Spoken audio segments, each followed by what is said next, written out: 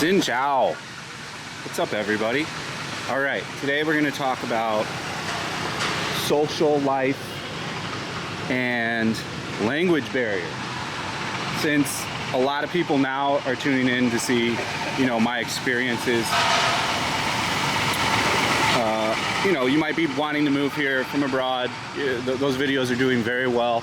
So since those videos are doing well, we're going to continue on that topic, essentially.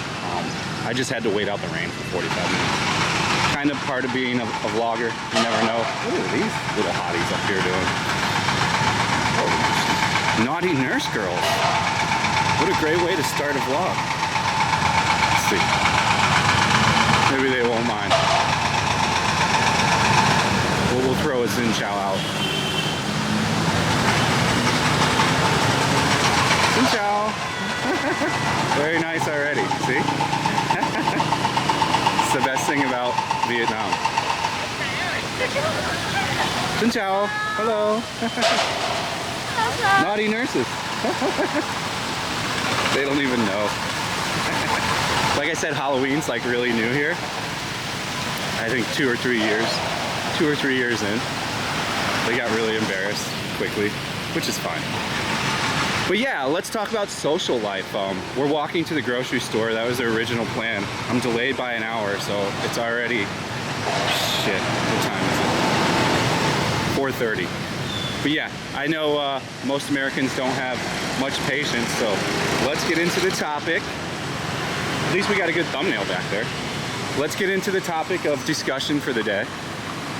Social life and the language barrier. A lot of people really worry about social life here and language barrier. The easiest way to make friends here is, no joke, Hoi Vinh. Hoi Vinh, you can meet a lot of foreigners there. It's an easy place to also meet a girl, and not a bad girl. Everybody's like, you're gonna meet the worst girl there. That's not true. Many Vietnamese women and men go there, once or twice a year to just let their hair down and have a nice little fun night. Now, if it's a girl that's there regularly, that could be a problem. We got Chanel up in here. Chanel. Xin Chao. Hello. So yeah, you need to buy a Chanel handbag, which I would never buy. There you go. But yeah, super easy to meet people on Hoi Vinh. The second best place to meet people is the apartment you pick. My first apartment, I got pretty lucky. A German guy moved in. What up, Gerard? How you doing, brother? How's Germany? And we quickly became the best of mates. Yeah, and he's still a best friend. He's planning to make a comeback. Give him this balance, right? Slow down a little. Yeah, and he's, one of my best friends. We went out and we partied a lot, and we had a good time. And even when I was with Winnie, she would let me go out and party with Gerard. So we had a fun time. And now even at my new building, I have a few mates there as well, Jimbo, I met at Golden River. He had already watched some of my YouTube stuff, so kind of an easier landing. But it's really easy to make friends with another foreigner at an apartment complex. You're going to see each other all the time, for one. I wonder what HTV is here for. But yeah, it can be, I have no problems. I'm a introvert, but super extroverted, so I'm very easy to make friends, especially if you approach me. I do what most typical Americans do and maybe judge you beforehand, even talking to you, but you strike up a conversation and it's Bob's your uncle. Let's see. Make sure the gimbal's right. Yeah, it's good. It's jogging my side-to-side movement properly. And the language barrier. So let's talk about a language barrier where, say you date a Viet chick that doesn't know much English. Not that big of a deal. I had no problems with that. I got lucky with Win. Usually if you meet a girl from 20 to 30, she most likely went to college abroad if she had any kind of money in the family, and they're gonna know fluent English like Winnie does. And And also if it's somebody that works at like a job where expats come about or foreigners, they're gonna know a little bit of English, but just a little English is okay. I had no problems with it. I mean, to be real honest with you. I already shot a video about what it's like dating a Viet woman. I don't know if that'll come out first or this will come out first.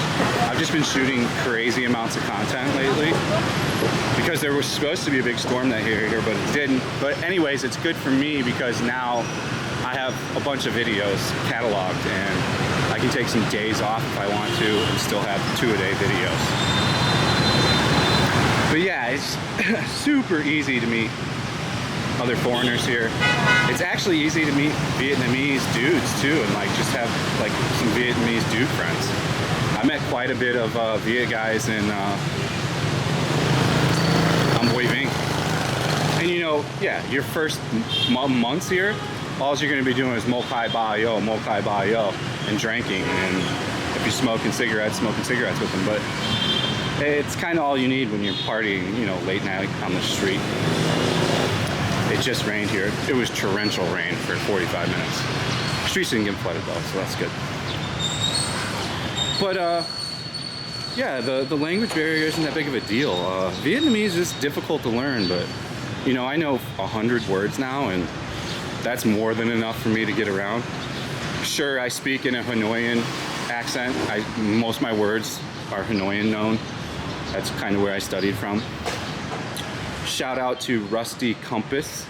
He's been a YouTuber forever. Like, he's one of the day one YouTube guys, and he has a really good language class for starters. You got to go back and look at his old videos, but yeah, he doesn't know me. He probably doesn't even know I exist, but yeah, if you want to learn Vietnamese kind of quickly and the core things, I highly recommend Rusty Compass's channel.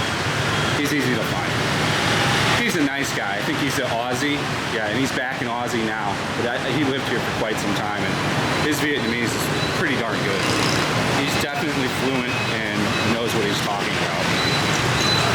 So I learned like my core words from him.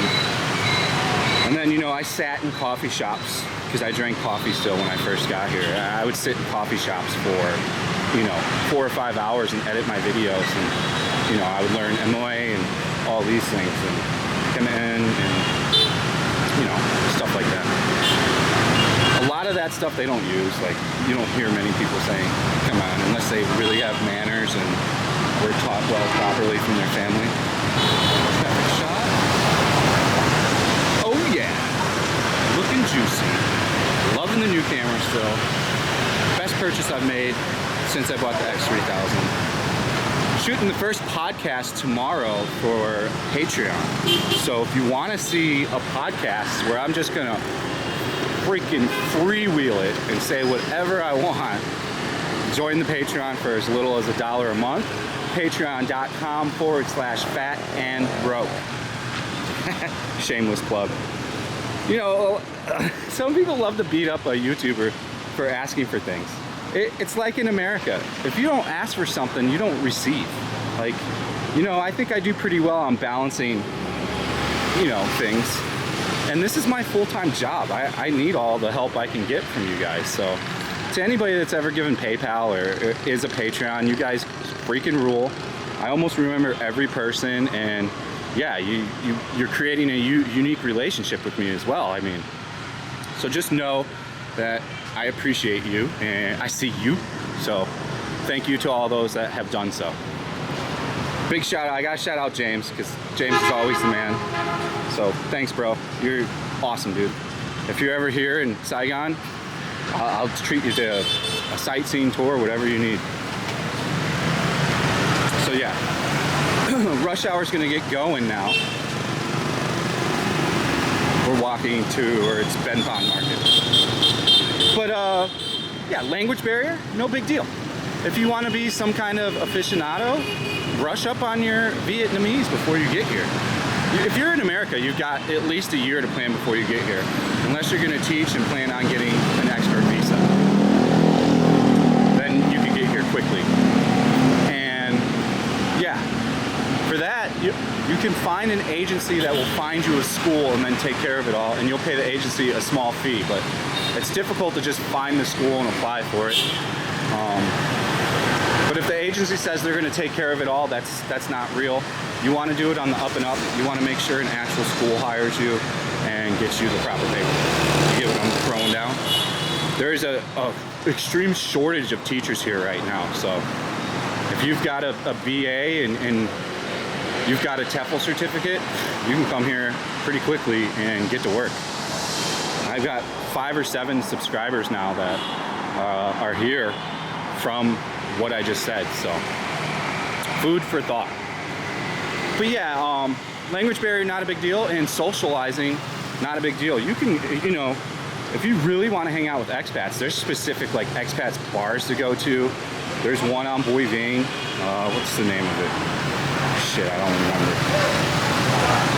But there's one on Boy Vane off the side down African Street on the left-hand side, and yeah, there's anywhere from 5 to 50 expats there every weekend, so something to think about.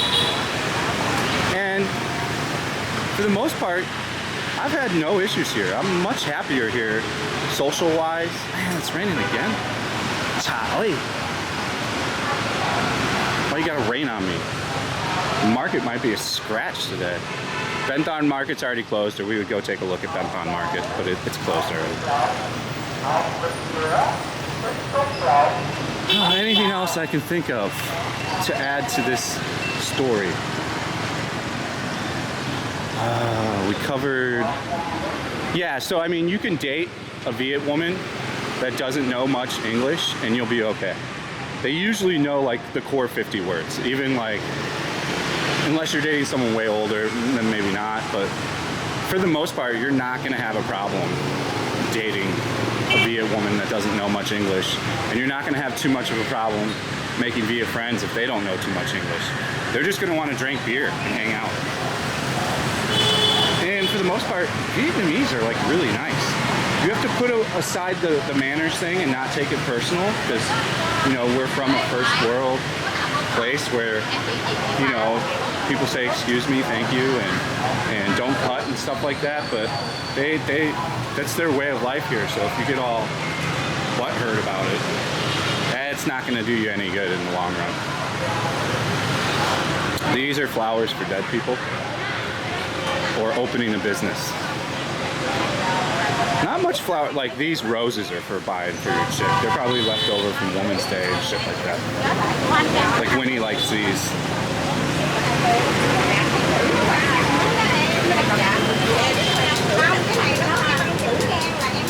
She likes the sunflower every once in a while. But she doesn't want me to spend money on flowers because they just die, and she's like, just buy me seafood instead. Nice, Charlie. Nothing wrong with that, right? Alright, so I don't think I can think of anything else. I'm sure someone's gonna add in more shit.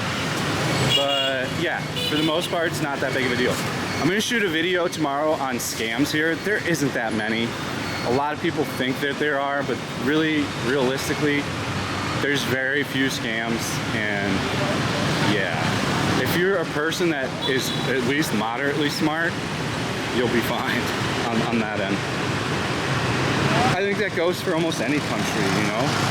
You've got to be smart. You always have to watch an intersection if you have a phone out or a camera. This is where they'll try to steal a potential product. They'll just try to grab it out of your hands and go. So I just head on a swivel. I got spider senses now because I've been here long enough and have that experience. So in closing, thank you for watching. If you have any questions or concerns, leave it in the comment section. If you want to chat directly with me, that's on the Patreon. Any business inquiries, that's in the email. All right, guys. See you on the next one. Peace out.